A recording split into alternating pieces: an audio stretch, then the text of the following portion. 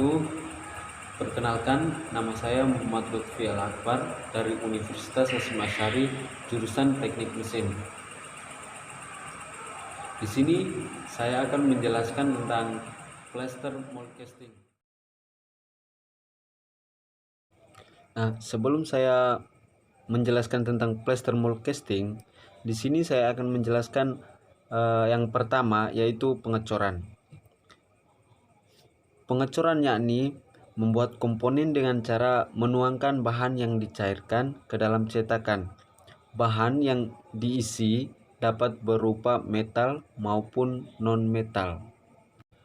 Yang berikut, casting pada logam. Mencairkan logam. Casting dibuat dari logam yang dicairkan, dituang ke dalam cetakan, kemudian dibiarkan mendingin dan membeku. Yang kedua adalah cetakan. Pengecoran tembaga pertama kali ditemukan di Mesopotamia. Logam cair dituangkan ke dalam pasir. Kemudian seperti halnya cara baru, dicari akal untuk menuang logam cair ke dalam rongga yang dibuat ke dalam batu. Plaster mold casting atau biasa disebut dengan pengecoran plaster. Pengecoran dengan cetakan plaster dibuat dengan plaster sebagai pengganti pasir, sebagai bahan tambahan seperti bubuk dan silika dicampur dengan plaster. Fungsi dari bahan tambahan yaitu mengatur kepadatan, mengatur waktu pengeringan cetakan, mengurangi terjadinya keretakan, dan meningkatkan kekuatan. Untuk membuat cetakan, plaster dicampur dengan air dan dituangkan ke dalam pola plastik atau logam dalam rangka cetak atau flash dan dibiarkan mengering. Pengecoran dengan gips atau plaster casting. Pengecoran dengan gips hampir sama dengan pengecoran dengan pasir, kecuali pada bagian gips diubah dengan pasir. Campuran gips pada dasarnya terdiri dari 70% sampai 80% gipsun dan 20 sampai 30% penguat gipsun dan air. Di sini saya akan menjelaskan gambar proses pengerjaan plaster mold casting. Yang pertama adalah mencampur bahan-bahan dari gipsun, penguat plaster mold casting, dan air dalam sebuah wadah dengan diaduk dengan mixer. Itu langkah yang pertama. Gambar yang di samping kiri adalah proses penuangan plaster mold casting atau adonan dari plaster mold casting. Setelah itu, gambar yang di samping kanan itu adalah proses pengeringan. Itu membutuhkan waktu 2 sampai 3 hari. Karena proses pengeringan membutuhkan waktu yang cukup lama. Langkah selanjutnya adalah proses pemanasan. Pola yang dihasilkan dari pengecoran awal akan dipanaskan di dalam oven. Tujuannya untuk minimalisir kadar air yang terkandung pada pola tersebut.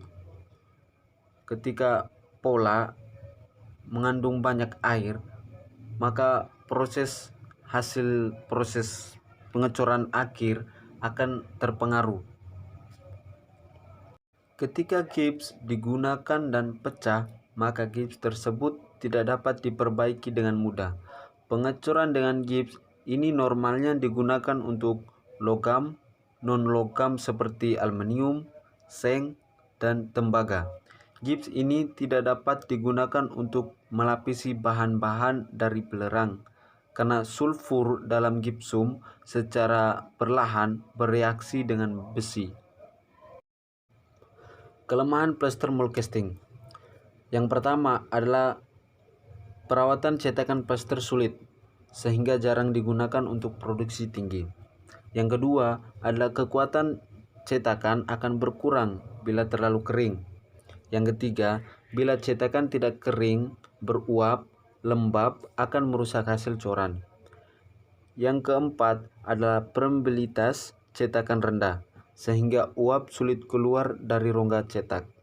Tidak tahan temperatur tinggi. Cara menanggulangi kelemahan. Yang pertama adalah keluarkan udara sebelum diisi cairan. Yang kedua, anginkan plaster agar dihasilkan plaster yang keras dan padat. Yang ketiga, gunakan cetakan dengan komposisi dan perawatan khusus yang dikenal dengan proses keuntungan plaster mold casting.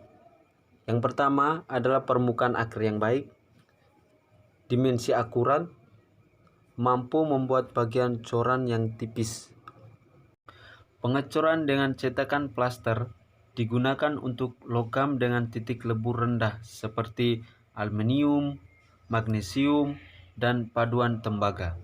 Contoh penggunaannya, cetakan logam untuk cetak plastik, karet, sudu-sudu, pompa, dan turbin, dan produk cor lainnya yang memiliki geometri yang rumit. Sekian dan terima kasih. Mohon maaf bila ada kata-kata atau kurang dalam menyampaikan materi. Mudah-mudahan materi ini bermanfaat bagi kita semua. Sekian dari saya. Wabillahi taufiq wal hidayah. Wassalamualaikum warahmatullahi wabarakatuh.